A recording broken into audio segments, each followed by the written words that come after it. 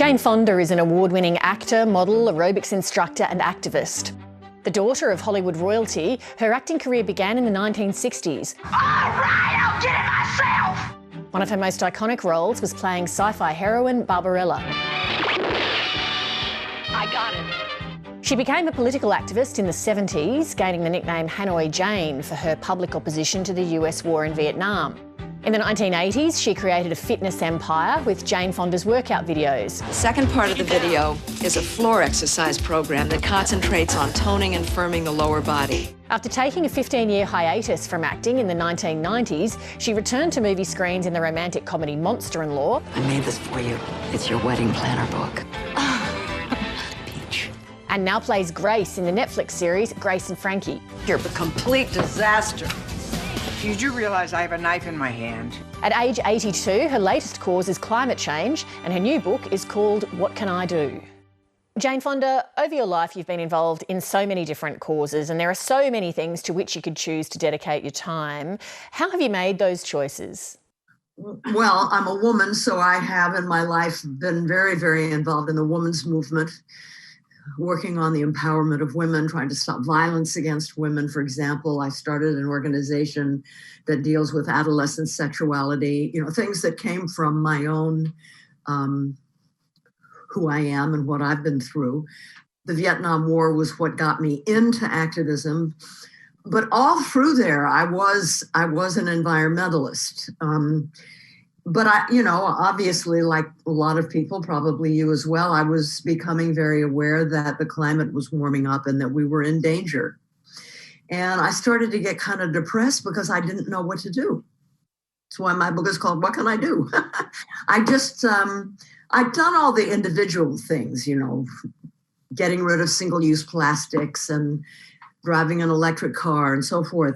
But I knew that wasn't enough. That's the on-ramp. That's the first step. But even if we all did that, it couldn't be scaled up in time to get us where we need to be. And I just didn't know how to use my platform. Can you remember when you first saw Greta Thunberg and the impact it made on you? When I first saw her, it was on the pages of a book by Naomi Klein called On Fire, A Burning Case for the Green New Deal. I'd seen Greta on TV and found her, so clear, so direct. And of course, everyone talked about the fact that she was autistic, but it was Naomi who helped me understand the relationship between the autism and the climate crisis. Unlike most of us who aren't on the spectrum, people with autism, with Asperger's, when they are interested in something, and she's been a science nerd all her little life, when they focus on that, it's with a laser focus. It doesn't matter if people agree with them. It doesn't matter if they're not popular. That's it. And she saw what was happening. And she looked around and people weren't reacting the way you would when your house is on fire. And she said, we have to act like it's a crisis, because it is. We have to leave our comfort zone. So it was understanding that and realizing that what Greta saw was the truth that really got me to do something that I'd never quite done anything like that before. You're 82. Do you think about whether climate change will be the cause to which you dedicate the rest of your life? Given the small window that we have to avoid the tipping point, I think probably, I think it will be. This is what I'll be doing for the rest of my life. Yeah, because, it's the most important thing. If we don't make it, oh God, it breaks really breaks my heart. I have children, I have grandchildren. And things are just going to spiral out of control. All these wonderful species are going to go. And life is going to be very, very difficult to live. And eventually, possibly the human species will go as well, because we are trashing our home.